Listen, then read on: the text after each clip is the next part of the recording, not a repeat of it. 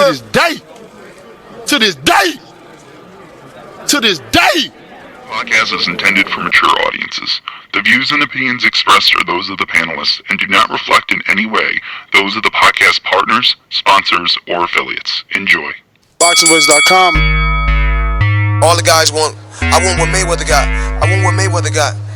You done bust your ass like Mayweather. I was trying to fight every fighter. I sacrificed a lot Dazn production to get to where I got to. What do you bring to the table? Let's get this on. Let's do it. Well, it's like this. Wait. All right, that's it. Hold on. Bernard, everybody calm down. Man, you know how these bitches is in the sport. Total disrespect. Kid has no class, no style at all. Good morning. Welcome back to another edition of the Boxing Voice Radio. I am your host, Nestor Gibbs, joined alongside a rotating panel of hosts, but they look like they're all here this time. We're going to be talking a little Deontay Wilder, Luis Ortiz 2. It's looking like this fight is being finalized and a deal is being struck with Fox pay-per-view. So I just want to say thank the boxing gods for hearing all the many boxing fans call into this show and say that it would be better for Wilder to be on Fox pay-per-view for himself as a brand and to build that American heavyweight brand itself. So credit to whoever's listening or whoever's thinking and putting this on Fox pay-per-view. But as a secondary topic to discuss, what does this mean for Showtime, who obviously paid $20 million for that Dominic Brazil fight to keep Wilder from going to Dazn? Are they done with boxing? So this is what we're going to be talking about. If you're interested, you already know the number to call in. 1-425-569-5241. Press 1 time to voice your opinion right here on the Voice of the People hotline. Now, don't forget, you can add Nestor Gibbs on Skype to be part of the conversation. Let me head on out to my co-host real quick and get this thing started. What's up, man? Yeah, I just want to say I saw fight too. Stay focused, stay working my jab. Boxing voice. Because if he comes to fight, then I'm going to have to look for him. I saw the fight too. I think you accurate. Hey, good morning, TPV. Yes, indeed, I am Enrique Church, TBV_casual fan, Twitter handle and YouTube channel. 31-1-0, Luis Ortiz versus the Deontay Wilder knockout artist. Part 2 on pay-per-view. That's the topic. Hit that thumbs up. Let's go. Dazn production.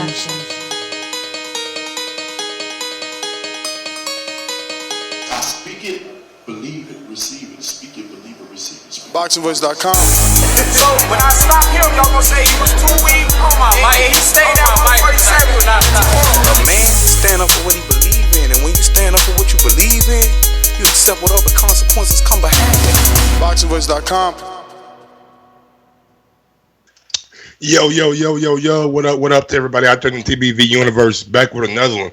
And yeah, man, Deontay Wilder and Luis Ortiz seems like it's set for November 23rd. Also, big news with the pay-per-view.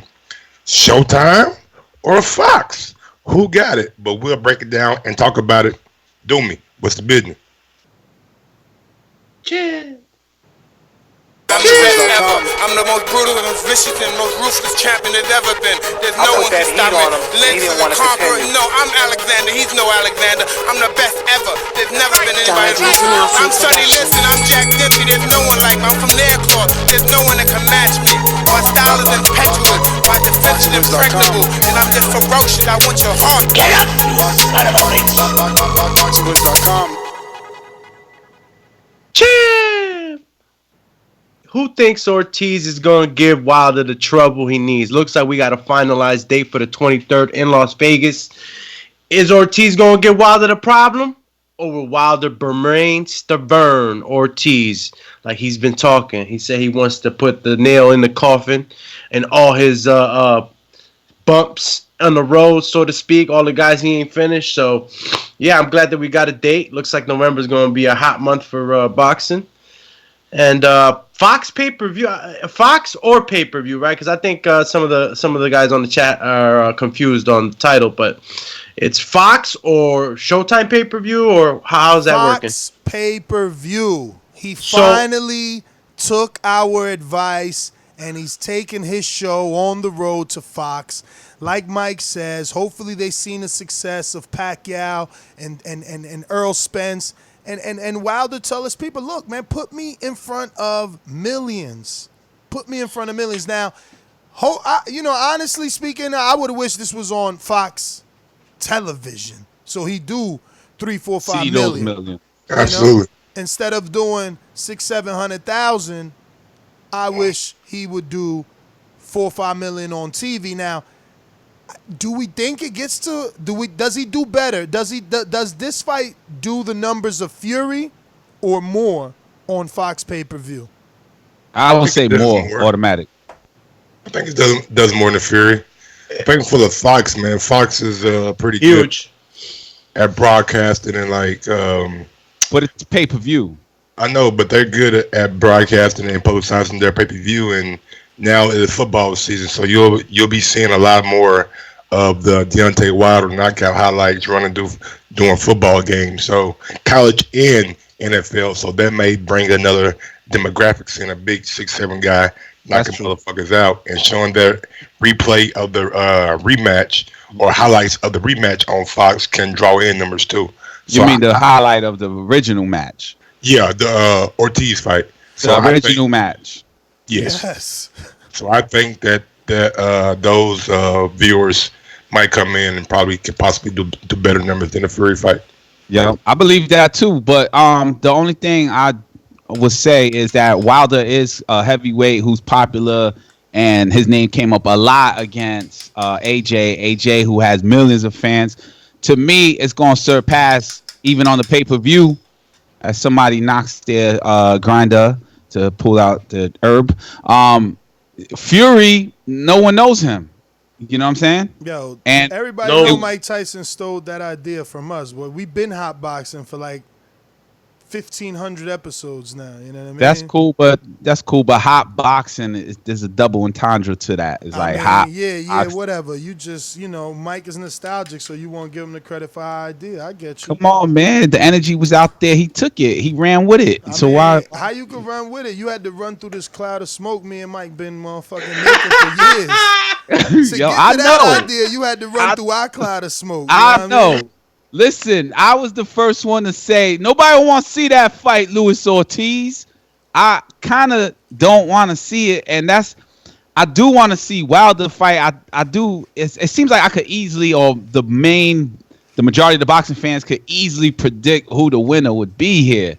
It's not like Kovalev and Canelo, where it's like, ooh, danger, this might be danger. All we are looking at is that ninth round. Was it a ninth round at Luis Ortiz? Seventh round where Luis Ortiz hurt Wilder. Yeah, hurt Wilder. So right now, we go back to the Chavez last round against Sergio Martinez. So yeah, old ass fight, but it is a true feeling. But he's bringing you back to the last glorious moment of that opponent, though. Like, when else has Luis Ortiz looked as good as he looked besides in the Wilder fight? When else has Chavez looked as good as he looked besides in that 12th round of Martinez? Right, and same thing, AB, besides that 12th round with Sean Porter. So let's not get it twisted. This is all right. Wilder, if I was Wilder, definitely take this fight. I'm sure he's getting paid. He's on pay-per-view. His confidence is there. It's always there. But against Luis Ortiz, it's going to be a monstrous confidence display and projected on Luis Ortiz. We know. They got doubters, man. They got doubters that the numbers are going to be good on this pay-per-view. And then for the life of me, I don't know why. I don't know why people don't think that people don't want to see this part two. I mean, with Brazil, you had the shit talking. And I don't know how good those numbers were. We could go back to the Luis Ortiz and Wilder fight, and it wasn't on pay-per-view that first time around, right?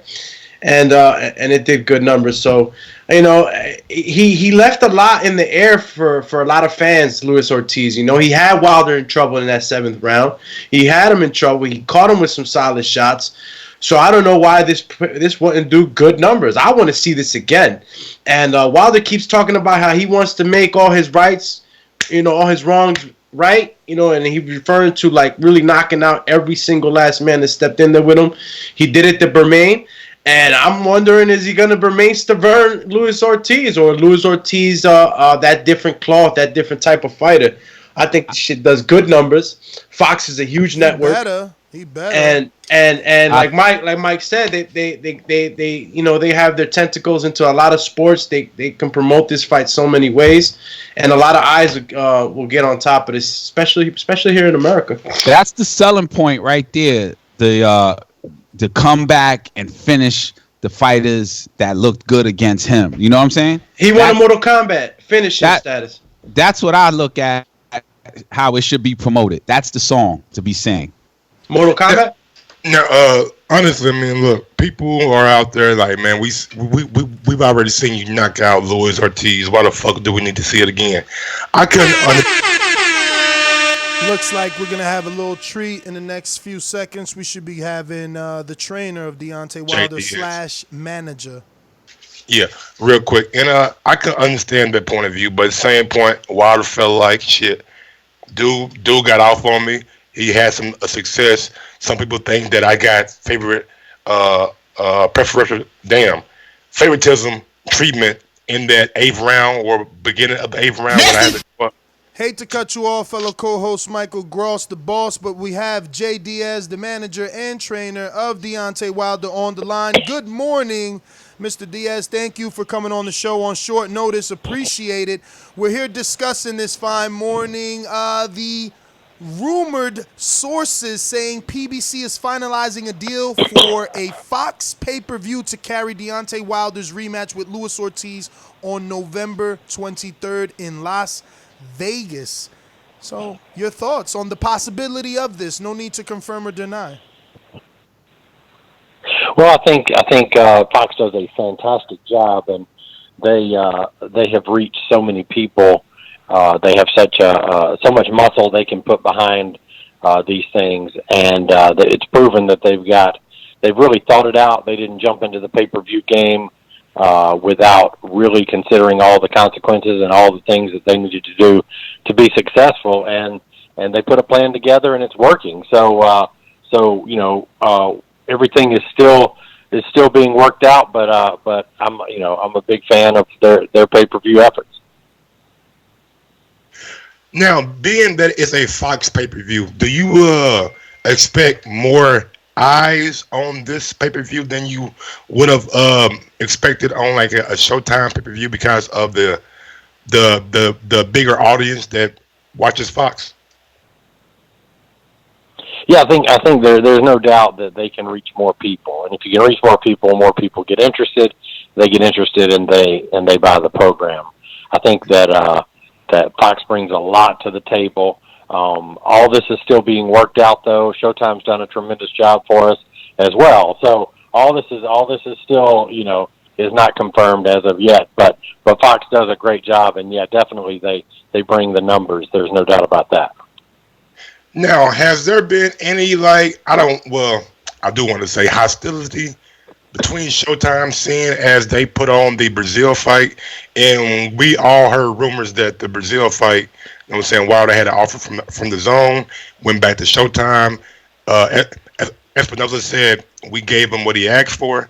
So have there been any hostility or backlash? I don't want to say backlash, but backlash from Showtime because of you guys wanting to go the Fox route? No. Deontay didn't turn down the Dazn deal and the ESPN deal for Showtime or for Fox. He did it. Basically, he bet on himself, and he did it to remain a free agent. So if you look at it, as it turns out with what happened with Joshua and Ruiz, it turned out to be a very, very smart move, because if you went the Dazn route, it's a much smaller audience, and you would have been locked into the Joshua situation, which right now would be on hold because of what happened in Joshua Ruiz. If you went the ESPN route, you would be locked in to the Fury side of the road. But by staying a free agent, Deontay can work with anybody, and he can work with Showtime, he can work with Fox, he can work with Dazn, he can work with ESPN, and he can do it on a fight-by-fight basis. So it's turned out to be, of all the people that criticized him for not taking the Dazn, not taking the ESPN, as it turns out, he was the smartest guy in the room. Now, Jay, I totally understand that, but looking at it from the Showtime perspective, if I put on the Brazil fight and it's been speculated that you got a pretty good purse for it, why not, if I scratch your back, you scratch my back and allow me to do your next fight on pay-per-view and not try to, I don't want to say try to cause a divide, but not go to Fox and just stay Showtime. I think Showtime. Well, Showtime has been really good for us, and we've been really good for Showtime. So it's a two-way street, and they have been instrumental in many Deontay fights, and Deontay has been instrumental in bringing the most exciting heavyweight on the planet and the most exciting heavyweight in a generation to their network. So it's been a two-way street all the way through.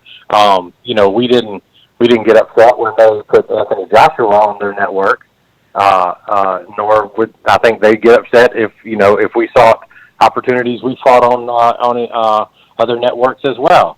We fought on NBC and some other networks as well in title fights. So it's not an exclusive relationship, but it is a very good relationship. Absolutely. JD, Enrique Church here. Question. Ortiz was TKO'd by Wilder, and you said that Fox has went over every road to make sure that this pay-per-view is a success. Do you hear about the fans that say, we don't want to see that fight because Ortiz was already lost to Wilder by TKO? Do you think about that? Has Fox mentioned how they sell this fight to those kind of fans? Oh, that's the least of my concerns. I can't imagine anybody who saw the first fight. That's like saying Hearns lost to Hagler, by TKO. We don't want to see that fight again. I mean, that's like saying Tyson lost to Douglas. We don't want to see that fight again. I mean, or Joshua lost to Ruiz. We don't want to see that fight again. That's when a fight is compelling and exciting and back and forth and two-way action like this, everybody wants to see it again. At least everybody that saw the first one wants to see it again. Ortiz has only lost one fight, and that was to Wilder, and he certainly had Deontay in a tornado. I mean, he really brought his A game and made Deontay dig deep. As arguably Deontay's toughest fight. In fact, I think it was his toughest fight. So I think it's only natural to do that fight again. Right. What about Ortiz's style? Like, you see him, he looks the same in every fight back to back. Do you expect him to be different against Deontay Wilder? Obviously, he'll have a different plan because he fought him already. But, like, what do you foresee him trying to bank off of the mistake that Wilder made? What do you see? Well, it's a difficult thing because you have to look at it when you're doing your scouting and you say, if I was Ortiz, what would I change? And there's not a lot that he can really change. I think there are things that he may try to do more of that maybe he didn't, or things that he may try to improve upon. But he's so technically sound. He's just a tremendous fighter. And I don't think there's any doubt that Ortiz is one of the top three or four fighters, in the world today at heavyweight. There's really not many people that you would say can measure up to him and his credentials. He can punch with both hands. He's very, very intelligent. He's big. He's strong. He's experienced. And he's only lost one fight and performed quite well in that one fight. So it's just difficult to scout Ortiz because he doesn't bring the unpredictability that, say, a Tyson Fury brings, which is the difficulty in scouting a guy like Fury. But what he does so well that there's just not a lot of things to capitalize on. Absolutely. Now, how much is fighting Ortiz in preparation for Tyson Fury? And the reason I asked this question is Tyson Fury fought Derek Chisora a couple years back, and then in the rematch, he turned southpaw for the whole fight. And then we seen him fight Tom Schwartz, and he turned southpaw in that fight. So has there been any talks in the camp about if Fury, if when the rematch happens, Fury turns southpaw? Well, that's a good question. I don't think, to answer the first part of your question, I don't think that the Ortiz fight helps in the preparation of the Fury fight, just because even though Fury does fight southpaw some, stylistically they're just so different that these are two completely different camps. Now, that being said, the first time we were getting ready for Fury, we had about a third of our rounds were in sparring were against southpaw opposition. And the reason for that was because I charted every round that Fury had fought in the last probably 3 years, and about 29% of those rounds were southpaw. He fought southpaw. So we tried to mimic that and say, okay, let's just call it a third. Let's do about a third of our rounds southpaw. As it turns out, he never turned southpaw. Now, the other thing you've got to remember is he just got cut. And I think, if I'm not mistaken, that cut was over the right eye. So one would have to think if he turns southpaw, he's actually turning that eye 4 or 5 inches closer to us, which I wouldn't do, but he might. Fury kind of does his own thing. So I don't know that he wants to put. I'm assuming the eye will be fully healed, but still, once you have a cut, you have a cut. So it's always prone to potentially be opened again. So I'm not sure that he would turn southpaw just because it would present a little bit bigger target. When you saw that cut in the Wallin fight, what did you think? Like, did you think the fight was getting close to be stopped, or did you think that they would? Well, I don't want to say that they'll find a way to get him through it, but what was your impression of that cut when it first happened? Well, I'll tell you, it was definitely a punch, and it was a bad cut. They did a good job on it in the corner, which I think had his corner not been so good, it would have really opened up the door for them to stop the fight. Because by the time he came out for each round, they pretty much at least had it stopped, and it wasn't going down into his eye. And that's a big thing. Now, if you think about it, and you look at it, it really got bad late in the fight. And the reason it got bad was because there became a second cut. So in actuality, it wasn't one cut, it was two. So I think what happened is maybe if he had 2 cuts early, it would have been stopped. But by the time the second cut, and you can look at pictures of it, there's a really big cut on top, and then there's another cut just below it. And I think that had both cuts happened, they might have stopped the fight had both cuts happened early. But by the time the second cut really got there, it was probably around 9 or 10. And at that point, I think any referee would say, unless he's taking shots he absolutely can't see, I think you have to give him the benefit and let him try to get through the last couple of rounds. If he's made it this far and he's competing well and he's winning the fight, then you have to go ahead and give him his opportunity to finish. But I think the second cut happening late, helped the matter, helped things as far as it wasn't quite so bad. Jay, I think I just wanted to jump in and say, I think what everybody wants to know here is, can you give us from the managerial side some clarity to Wilder's statement saying he would like Fury to step aside? Hopefully Fury steps aside, especially if Ruiz wins. He would like to go into straight undisputed. So how official is this Fury fight? Is there a way out of it if Ruiz were able to get the win and pull away from Matchroom without any strings attached? Well, I haven't heard Deontay say that. I would have to see that and talk to him about it and see what his view is on it before I could really comment on that, because I haven't seen that. My understanding is that we've got these things, we've got these things from a managerial standpoint, which I always have to preface this by saying, you cannot look past somebody like Luis Ortiz. You saw what happened to Joshua. You saw what happened to Fury. And they weren't looking past those guys, but if you don't take every fight 1,000% serious, those are the kind of things that can happen. So that being said, that's the trainer in me talking. Now the manager, of course, we have to plot a course for the future. And from a managerial standpoint, our plan is Ortiz, and then as soon as humanly possible, we would like to get Fury and get that, for Deontay to kind of get back the two fights that people have questions about, his two toughest fights, and say, can he improve on his performance against Ortiz, and can he erase that draw, and which we thought it should have been a knockout, but can he erase the official draw and get that knockout win against Fury, and then go to unification? So that's kind of the three steps that we've talked about, but I haven't heard that has changed.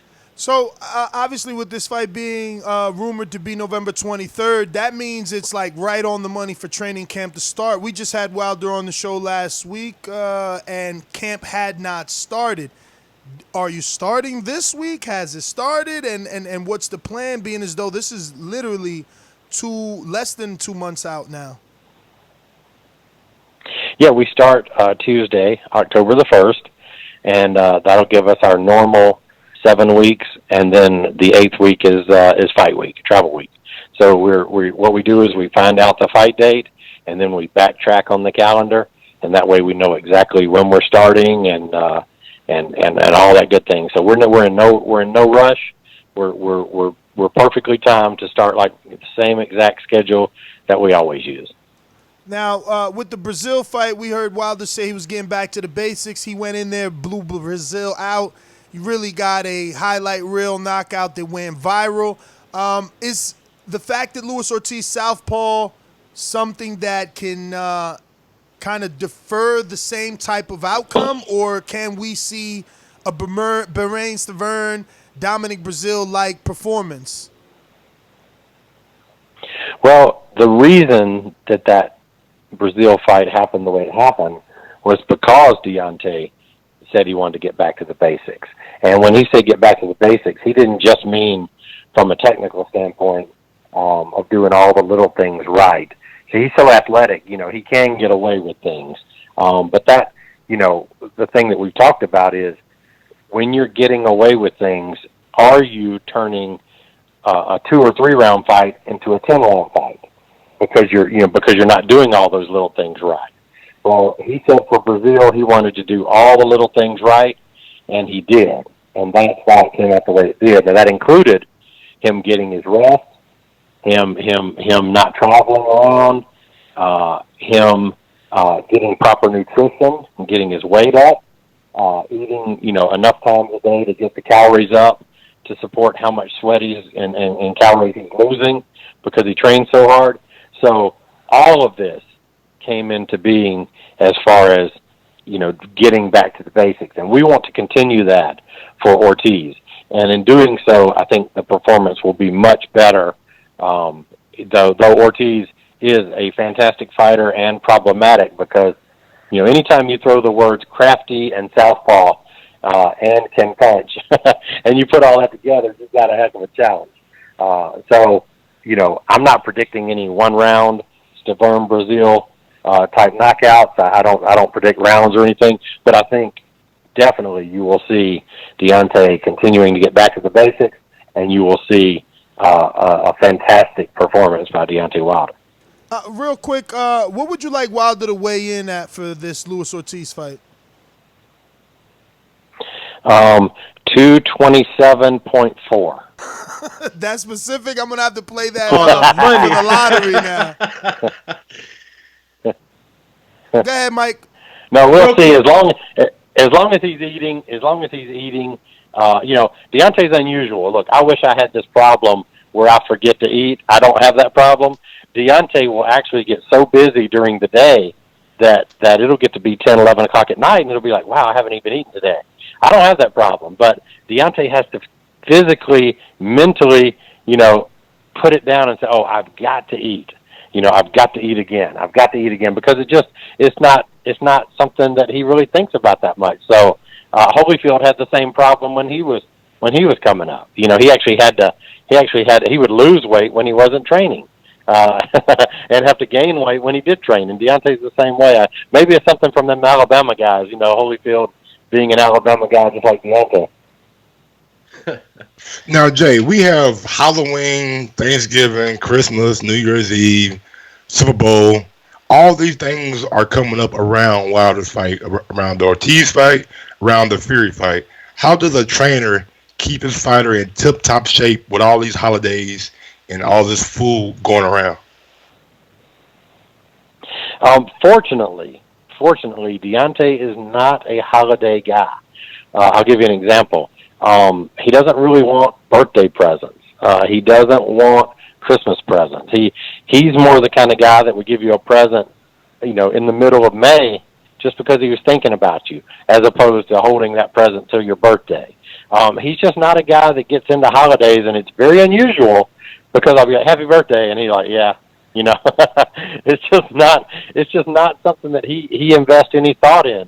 And so that actually works to our favor, because to him, training on Christmas Day is it's just another day of the week in terms of he's not, granted, he's got kids, and he will do things, if the kids want to do things and that kind of thing, he understands that. But as far as he's concerned, he would train Christmas or New Year's or whatever. It doesn't really make any difference to him. Also, the calendar is the calendar, and we talked about that. If the calendar says that we start training December 22nd, for the Fury fight or whatever, then that's what we do. It's just the calendar is the calendar, and nothing gets in the way of the calendar.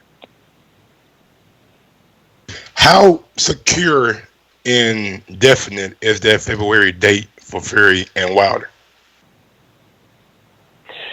Well, any date in boxing is never definite until, you've got two guys that had to come through their fights with victories, no cuts, no injuries, no hand injuries, nothing like that. Well, Fury made it through with the victory, but of course he has the cut. I think the cut will be fully healed, and it's not just a matter of the cut healing in time for the fight, it's a matter of the cut healing in time for the camp to begin, because you can't, obviously you can't have a camp if you can't spar and sweat, and a lot of cuts, they don't want sweat getting in the cut. So there may be an extended period of time off. That being said, I think there's more than enough time for Fury to have the cut fully healed and be ready. So from the Fury side of the coin, I think we're good. From the Deontay side of the coin, we've still got to get through a training camp and a very tough fight against a great opponent in Luis Ortiz, and I think we will do exactly that, and Deontay will win in spectacular fashion, and then we can talk about February 22nd. But, I think it's what you'd call strong, tentative, but strong. Everybody's aiming toward that date. It's just a matter of, a few more things coming together. But I'll tell you, that's a pretty quick date. So as soon as we get out of camp, I'll get out of the fight, we will only have roughly 3 weeks to a month, and then we're right back in camp, which is perfect for me and Deontay. Jay, Mike, I sent you a text to let you know I was jumping in. Any fear that the cut for Fury is an issue and postpones the fight? It was nearly 50 stitches. They're saying 47. Yeah, I don't think, like I said, I don't think it's that big of a deal. It just has to, they're right when they say it has to be healed, completely healed by the time camp starts, not by the time the fight comes around. So, they have to have it healed by, say, late December. But that still gives us all of October, all of November, and most of December. So, I can't imagine that it would not, unless he does something stupid, like gets in the gym and starts trying to spar in the next month, and gets it reopened. That would be the only thing that I could see would be a problem. But I don't see him doing that. He's a lot smarter than that. Now, Jay, I got to put you on the hot seat, man. We got a big fight coming up this weekend. Earl Spence, Sean Porter. How you see it playing out? Well, two great fighters. We know both the guys. Spence actually came to our gym and trained. He's got some family that lives near Tuscaloosa. And Sean, of course, we've known since all the way back to the amateurs.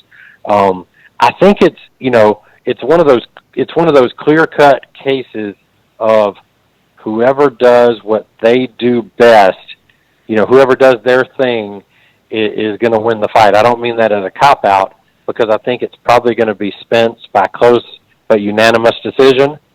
But what I'm trying to say is, if it's an ugly fight with mauling and holding and lots of referee warnings, then that's great for Sean.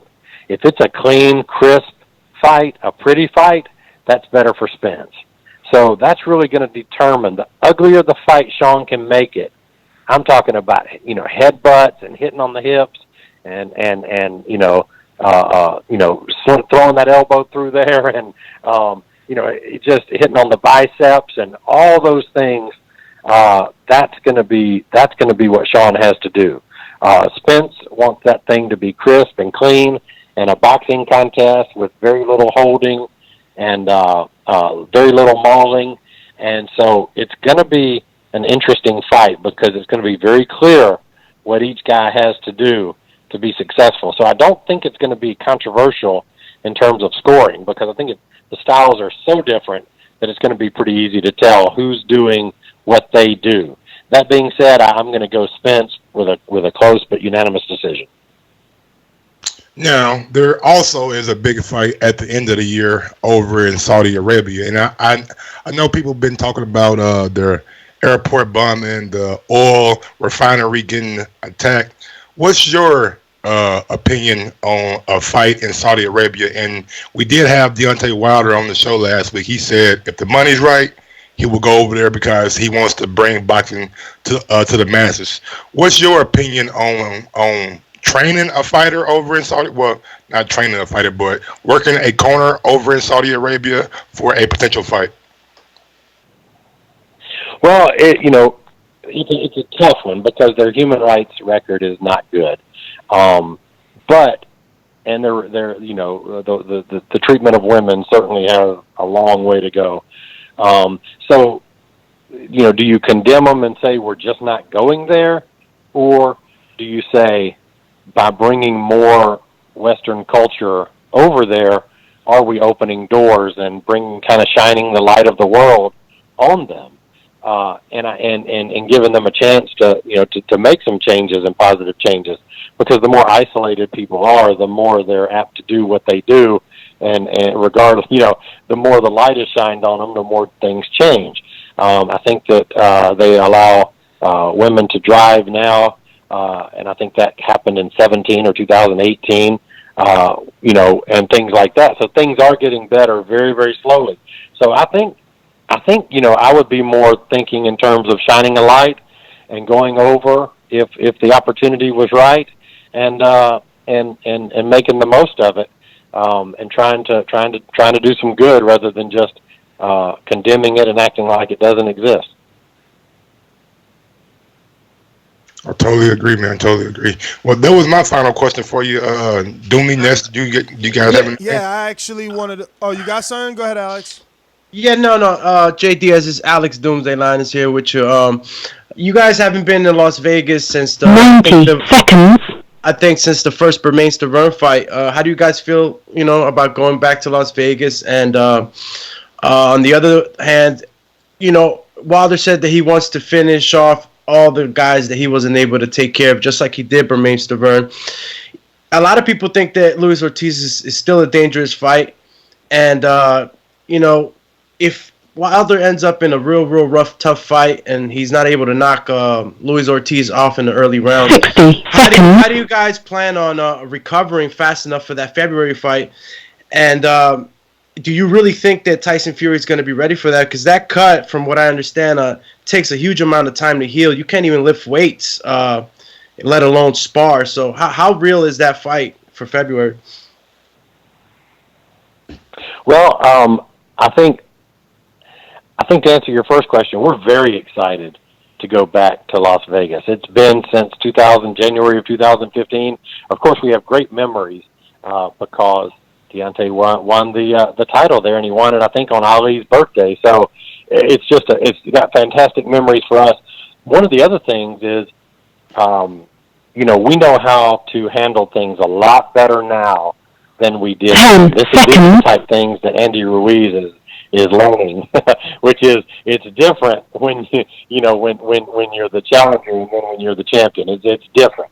And what I mean by that is the number of things that people tug at you and the things. So we know how to handle all that now. We've got a lot of experience handling that. This will be title defense number 10. So we will be much, much better able to handle things in Las Vegas than we would have before. As far as the fight is concerned, yeah, it's a very tough fight. Nobody's ever had an easy time with Luis Ortiz, and so you can't go in thinking that it's going to be anything other than a very tough fight, and we're going to be ready for a very tough fight. But Deontay, coming out of the fight,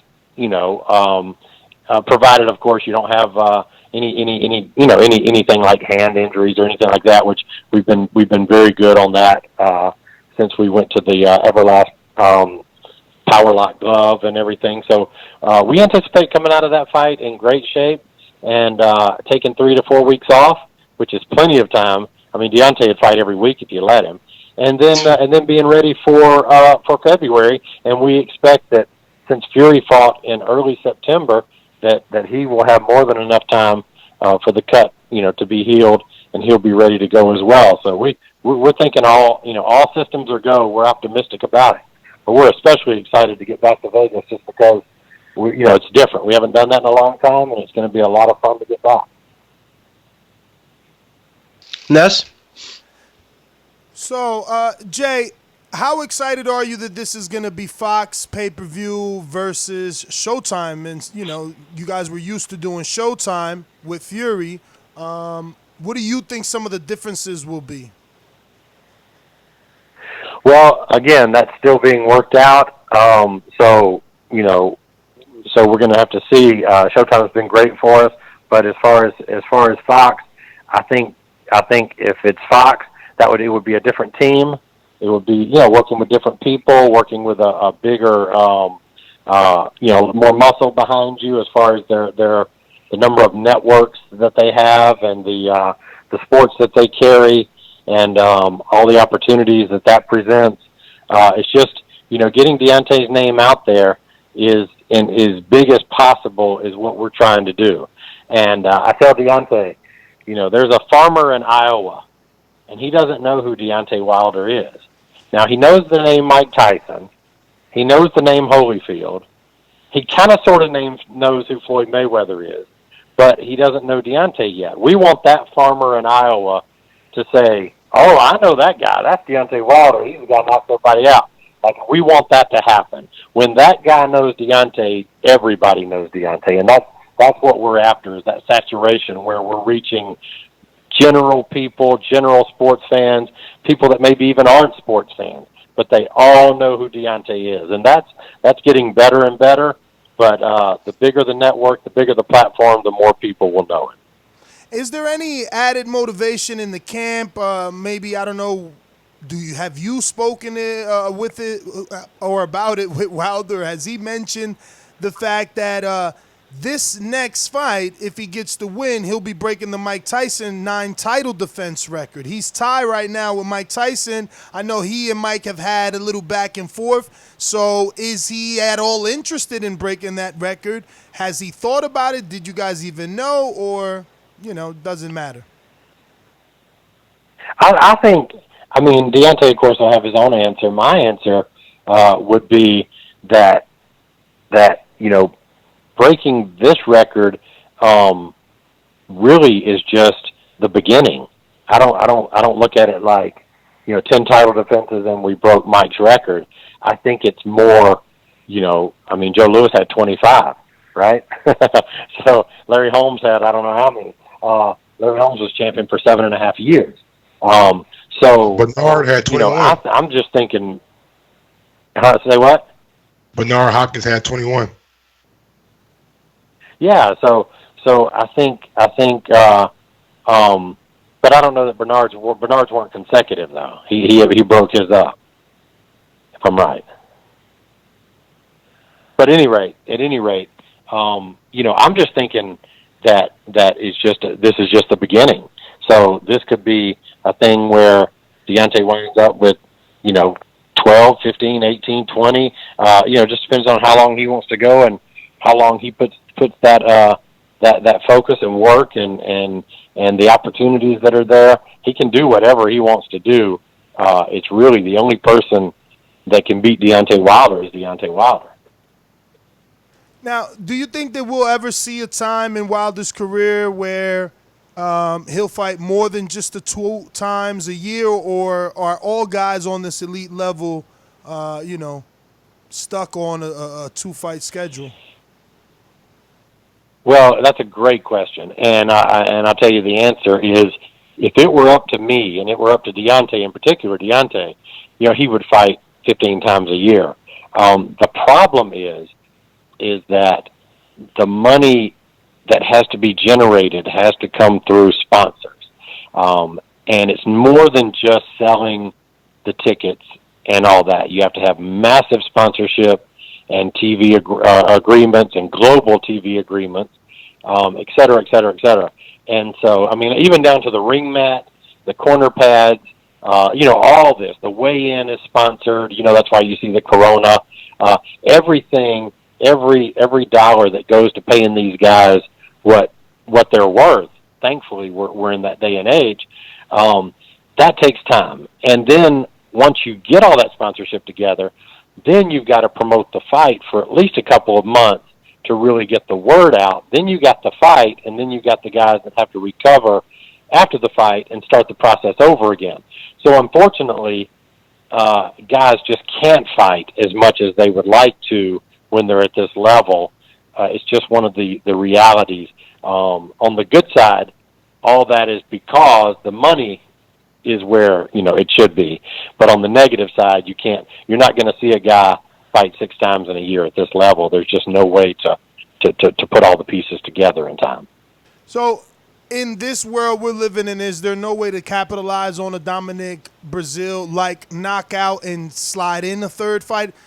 All right, right now we're in the end of this calendar year, but it doesn't mean that Dominic Brazil, Luis Ortiz, and Tyson Fury won't end up in a 12-month span. Oh, I think 3 is definitely possible. I don't think that it has to be 2. I think 3 is definitely possible, especially with a guy like Deontay that wants to do it. I think that if you're talking 4 or 5 or 6, would be very difficult to run to get that done at this level, unless a guy says, "Hey, I'll take minimal money. I just want to fight," which is what guys used to do with what they called non-title bouts.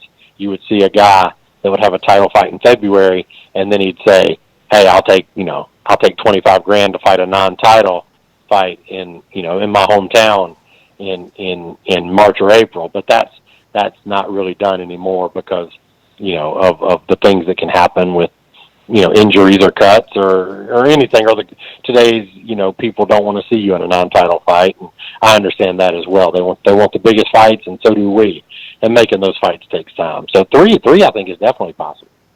And as the manager, we've had Wilder on this show numerous times, and we've asked him the question numerous times. He's answered it numerous times. He wants that Atlanta area fight. Are we ever going to see that? Is it because of the economics and everything you just educated us on is just not possible in that market? It is possible. It is definitely possible. It just has to be, the commitment has to be there.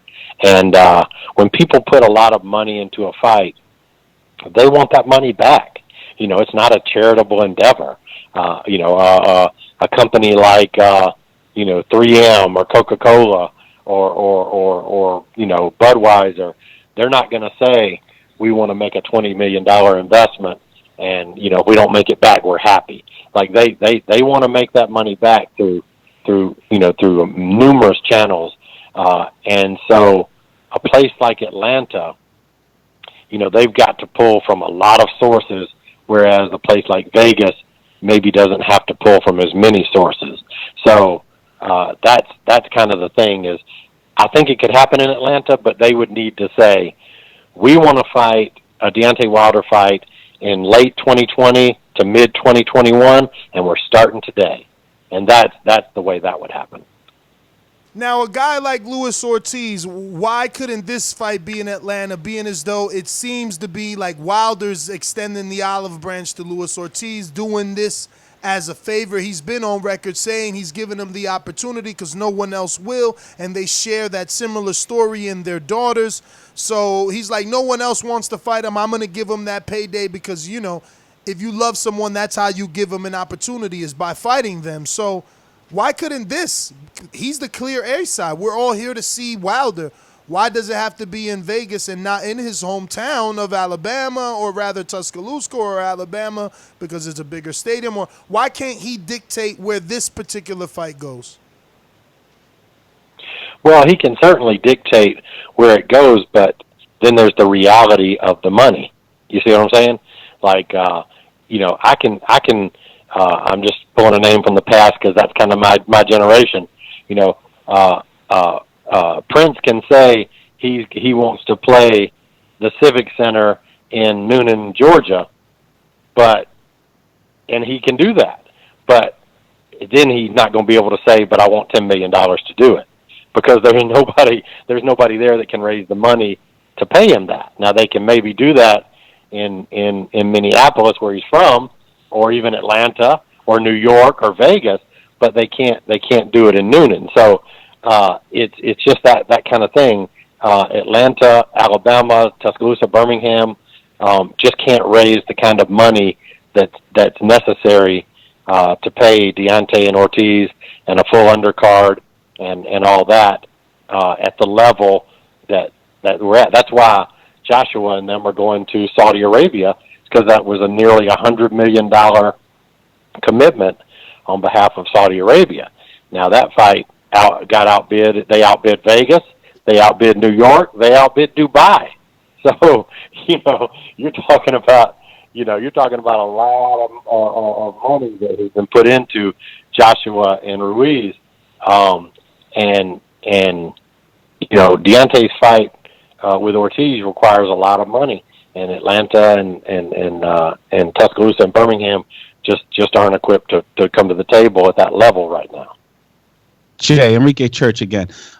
Would you be comfortable going with Deontay Wilder to Saudi Arabia? You're late, considering you're late. Come on. Oh, my bad. I'm sorry. I walked away. But Jay, man, before we do let you go, I want to get your thoughts on Dion. I know he's back. Obviously, is another guy you manage. Could we look to see him on this card? And what updates do you have for us on the Equalizer? Dion Nicholson, 11-0, light heavyweight, soft cruiser. He had some medical issues, and we've, I think, worked through those. And I'm hopeful that he will be on Deontay's undercard. Deontay has been a mentor and a friend, and has had Dion on his undercards before. And I think there's a good chance that Dion will be back on the show and backing out. So he's a great fighter, a great kid, and has a real big future in front of him. Would this fight be at 75, or is he still going to be campaigning at cruiser? I mean, he's a bit small for cruiser. Yeah, I think this one would be at cruiser, just because he's been off and coming back, and then I think from there we would work toward light heavy.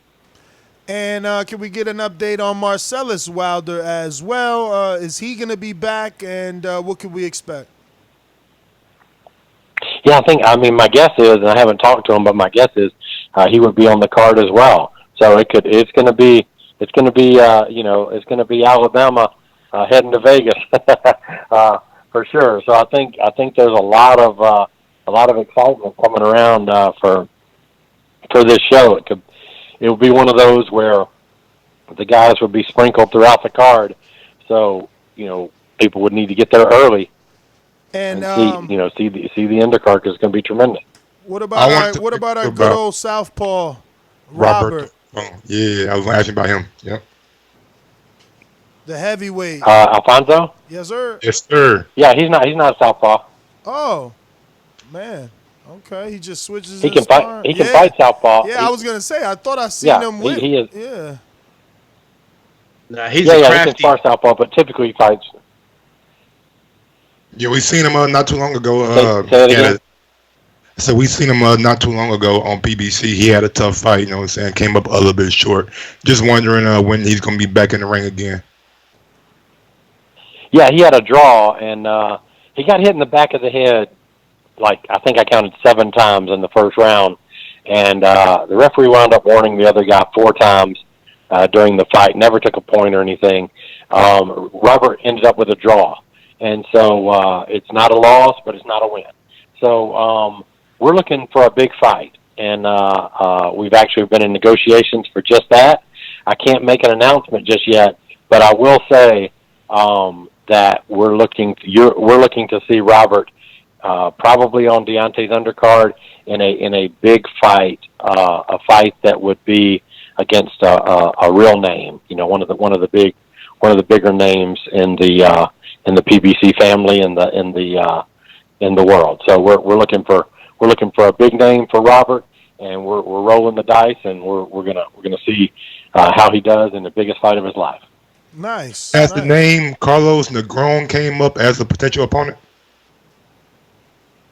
No, Carlos got stopped in the first round against Brian Howard, his last fight. So he's I'm not sure what Carlos is doing right now. Okay. Well, all right, Jay. Don't want to take too much more of your time. We do appreciate you always coming on and giving us a little update and talking some boxing with us. Look forward to seeing you in camp as well. Round of applause for Jay. You got it. Thank you, guys. Thank you. Any social media? Obviously, you could give it out at this time. If that's not your thing, catch us on the next one. No, I don't do too much of that. I leave that to all the younger guys. All right, gentlemen, thank you again for calling in, and we'll schedule you again. See you next time. Nestor Gibbs, I have a fun fact. Buster Douglas was an upset, and we never saw part 2. He went on and fought Vander Holyfield and lost. And then Hagler Hearns, they only had 1 fight. We never saw another bounce back fight. You didn't get the gist. He was saying what we wanted. We want to see that. Yeah. So I know. So you don't get the gist. I'm saying that this fight didn't live up to that. You know what I'm saying? We saw Ortiz get beat up.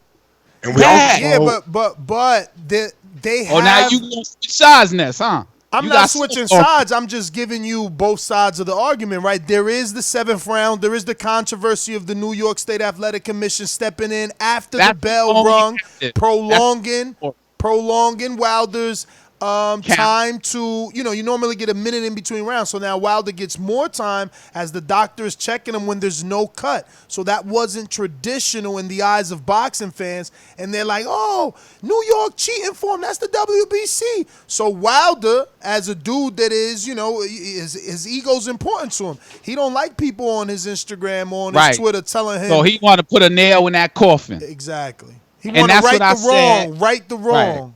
And that's what I said should sell this fight. That right there. That's it. But in actuality, people are not giving Ortiz a chance. I'm one of those. And I'm a Wilder fan. And I love Ortiz enough to say he should be. I'm one of those to say I love Luis Ortiz enough where he should be fighting someone else. Because he is in danger. He's driving real fast with no seatbelt on. And there's a street sign that says stop. What the fuck? Yeah, I mean, I would be stopping if my road led to Wilder too. So I get what you're saying, But one thing that I did want to bring up that wasn't able to bring up in the before the call, the reason, in my opinion, The reason this fight is going to Fox pay-per-view, we all know that Ortiz had an offer from Eddie Hearn them upwards of $7 million. And I believe, Ness believe, in order for me to not to take that, you guys got to give me that in my next fight or some deal or something like that. So I think in order to pay Wilder the bucks he got last time for the Brazil, maybe a little bit more, and to pay Ortiz, they have to put this fight on pay-per-view. We all know that. But they have to put this fight on the platform that has been doing pay-per-views better, and that's Fox. I mean, who has Wilder had the longer relationship with? Isn't it Showtime? Showtime. That's why I said, what does this mean for Showtime? They got to be closing the doors for sure. Listen, let's get out to these callers because we got another show lined up. We actually rolled over due to our interview. So let's do it. Remember to rate us 5 stars on iTunes. These calls are brought to you by El Camino Electrical Services, experts in electric vehicle charging stations. For consultations and turnkey installation, visit us at elcaminoelectricalservices.com. Jay in Orlando, talk to me. Good morning. Florida. Stand Good morning, family. Good morning. It's been a minute. I see we got the whole band in here together. Back in it. We talking about Deontay Wilder. Man, this is TBV at its finest. Nah, playing. But, nah, man, I like that they're doing it on Fox. You got to do it at Fox and you got to do it at Vegas. I'm going to give you a couple of reasons why I feel as though you need to do it in Vegas. Tyson Fury has been milking that Vegas market. Like, he's been in there. His, last 2 or last 3 fights, the last 2, I want to say, have been in Vegas. So he's already been trying to get that commission to be on the side. You know, hey, I'm bringing in money, even though the shows aren't really selling like that, but I'm bringing money to the market. Whereas though Deontay's only been there one time, and that was way back when he first won the belt. So you have to do it. I did want it to be in Atlanta, but I understand logistically you can't. There's nothing you can do to compete, and also to set up Wilder in the future with it being on Fox pay-per-view.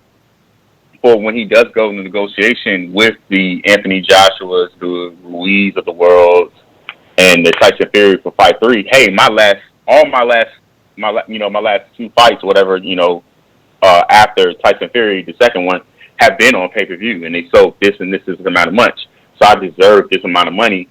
And it's normal payment when he does a business deal for that first year or so for that network to get all of the primetime fighters. And then he starts, I'm interested to see, what happens next year. If he does take back some of these fighters and start giving them more to Showtime.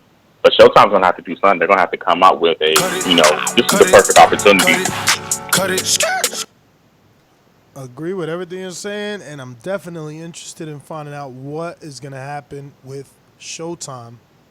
Real quick, Wilder last fought. Excuse me?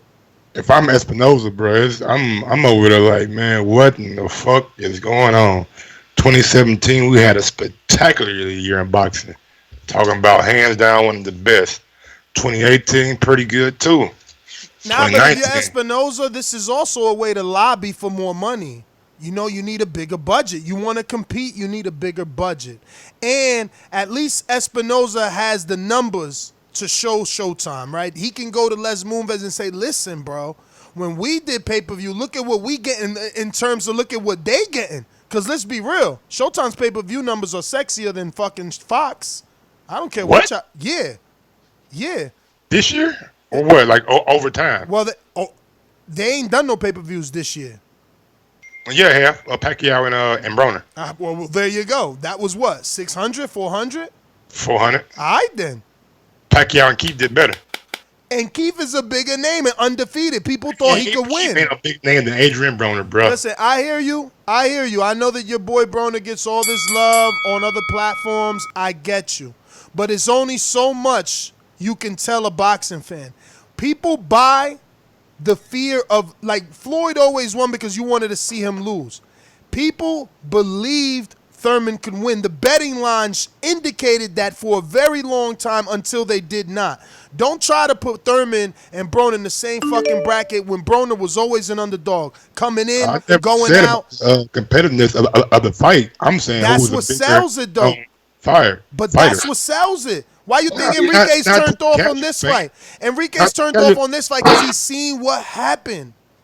When you don't know what happened is different. If that's the case, then my argument holds weight. Mikey Garcia and Manny Pacquiao was a more competitive fight than Mikey and Earl. But like you said, people don't necessarily want to see it because they don't know the fucking names, right? Bruh, your argument don't hold weight because like I'm saying now, I'm saying Enrique don't want to see this because he's seen what happens. He know Wilder win. Same thing with Mikey. We don't want to fucking see him versus Pacquiao. We seen him get his ass kicked versus Earl. Get out of here. I'm saying the same thing. My energy the same, champ. Same energy right there. Come on, Mike. Where's your energy at? No, that's no reason to argue, man. JD, motherfucker. There's a lot of things I like to move, so just try to get on my games on my man down. I don't know why they gonna call me for. I'm a 54 pounder, but I have a brother that's at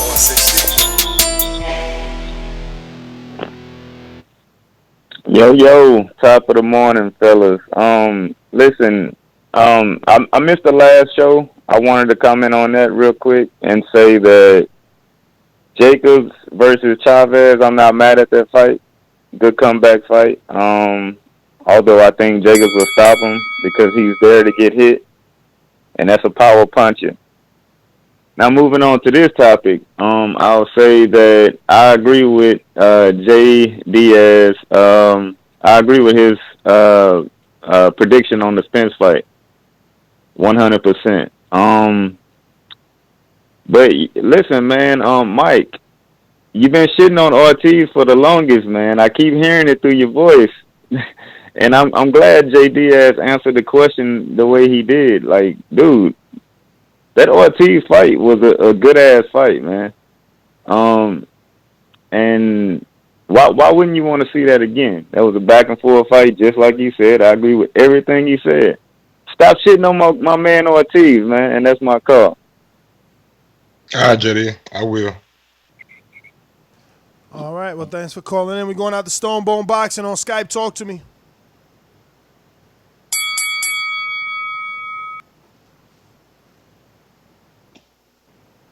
Stone Bone going once. What up? What up, Stone? Hey, we all knew Broner was going to get his ass whooped. We just wanted to see him get his ass whooped for the hood in them, you know what I mean, and for God in them. Exactly. We knew Keith was a better fight, an undefeated champion. Broner didn't have a belt, so that was not even comparable. And we want Wilder to fight. It's not about what the better fight is. It's about the popularity of the fighters. But no, I'm saying, my point was now, nigga, because you brought it up. Adrian Broner is a bigger and more bigger star than Keith Thurman because more people know him. That's my whole point. That's all I said. True. All right, but all I'm saying is just because you're more popular don't mean more people going to watch it because they know you're not going to win. You can be the most popular fighter that lose a lot and have good ratings, but when someone who's an undefeated champion fights, he's going to have a little more cash and respect from more, not just casual fans, hardcore fans. Yes! And also, we want to see Wilder fight 4 times a year, but we don't want to see him fight people he can beat. That doesn't make sense. He ain't going to be able to, like Diaz said, he's not going to be able to fight 4 people you think he can lose to in a year. So let's be realistic. He's about to knock out Ortiz, which is going to be a good fight. He's going to go into that Tyson fight. So we're worried that Wilder can't do it, but we don't want them to fight. Oh, Fury, he can't make it with that cut. Oh, Wilder can't come back in November. He just said it. We're going to knock this dude out, and we ready for February. So everybody shut up, and that cut don't take 10 months to heal. You know what I mean? Cut it. Majid in Florida, talk to me. Hey man, what up? Just want to say shout out to y'all for even throwing on this morning show so I could be chilling at work and all that. Like the interview had just got up, and I guess I'm going to just stay neutral and just be like, I think the Ortiz fight or whatever, I'm all right with it because he ain't getting no fights with nobody else ever. You know what I'm saying? And then me personally, I'd rather see the unification with Deontay Wilder, whoever wins, but that's not realistic. So, I mean, I'm just waiting for the Tyson Fury versus Wilder if it happened like that, But that's all I got. Majid, thanks for calling in. We're going out to Brandon in Cincinnati. You guys putting in that work this morning, man. I appreciate that. Looking forward to the next one as well. Me personally, I don't have a problem with the fight. I just have a problem with it being on pay-per-view. I don't think it's pay-per-view worthy. The fight had a definitive ending. Ness, I know you guys are in the business where you guys want to keep these relationships with these fighters, so you can't really speak the truth. But I'm going to say it for you guys. You know this shit does not belong on pay-per-view. I know y'all don't want to hurt no feelings, burn no bridges, but this is not a pay-per-view fight. It's not worth $75. This man got left face down, ass up. What are they rematching it for and making us pay $75 for? Because he had a good 45 seconds in the 7th round. Nah, man. Rematch is cool if you put it on Fox regular TV, but for $75, I ain't fucking with it. Catch y'all on the next one. Fight week, baby. We out. Nest GTO, Instagram and Twitter. Final thoughts. I understand the cry of this not being on pay-per-view, but it's pay-per-view. It was going to be treated like a pay-per-view fight had Anthony Joshua and Luis Ortiz came to an agreement. Even though it was on Dazn, you would still have to pay a fee to see it if you weren't already a subscriber. For Wilder, I guess Fox is the bigger, better platform, and hopefully he can capitalize on it. And, he doubles in numbers of the Fury fight. Nest GTO, Instagram, and Twitter. Don't forget to hit that thumbs up button in the future, present, past. It helps with the visibility of the show. It lets us know you appreciate these back-to-back consecutive morning shows. Join us on our next one where we discuss Earl Spence and Sean Porter. Real quick on the top chat. Look at me. You got Abiola Magicondonmi for I would rather see Wilder versus Adam Granacki, Mike. And another super chat. They would rather see Adam Granacki versus Wilder. Yeah. Okay. Mike. And then the second one is from James Payne Lethal. Anutha, great show, fellas. Another great show, fellas. Thank you for clearing up my questions about the Wilder fight. Need advice. Been paying for Showtime for 3 years. Should I cancel? And going back to closing out my last thought on this real quick. I think it's gonna be a hell of a fight. Ortiz always brings it. He's always considered a dangerous fight. He had Wilder in trouble. Going to the long time relationship Wilder's had with Showtime. I still think it's an option. I don't know if all this stuff has been finalized for Fox, but $75 to see it again. I guess that's the question we got to ask ourselves. Did we like the first one, and do we think the second one's going to garner more action, or are we going to pay $75 for a one-round knockout? But that's me, Alex Doomsday Linus. Catch me on IG, Alex_Doomsday_LAINEZ, on Twitter, Alex Honest TBV, and we'll be right back. Hit that U-turn on ya. Yes. I'm Enrique Church, TBV_casual fan. To me, my final thoughts are boxing itself has become a pay-per-view sport, period. Whether you pay-per-view to watch it on a streaming app or pay-per-view to watch it on Fox Sports, what we're about to see, the big fights. You get something free where you see Quillen versus Angulo, but you still got to pay to see Deontay Wilder. You know what I mean? And I'm going to pay because I'm that fan. I'll pay unless I go over to the Nest house and he paid for me. You know what I mean? So Keith Thurman, though, less popular than AB where? In the streets or in boxing? Social media or in boxing? That's what I want to know, because that was Mike saying. Anyway, TBV_casual fan. Peace. Mike is a hater of all welterweights, not named Crawford, man. We know how it goes. Say what you want to say about Mike. But anyway, follow me on IG at Gross1911 or on Twitter at Gross2312. Mike's not a hater. Mike just keeping it real. You get on YouTube, look at AB's interview from the Breakfast Club. Has Keith been on the Breakfast Club? I don't think so. From Hot 97. Has Keith been on Hot 97? Oh, all that translates to pay-per-view buys. I'm talking about popularity. We talking pay-per-view buys. We talking pay-per-view buys. If y'all was on Fox, it probably would did better than Keith Thurman. If it was a split, you'd be high as I am, but you ain't. I'm high, you not, and that's wrong. Even my motherfucking outro. I touched him so bad, y'all. touchdown. Hurt his feelings so bad. I can't get my outro. You know what? Fuck it. I'm out. Peace out. Let's go. Remember, follow us. Better not duck me, son. You better not duck me, son.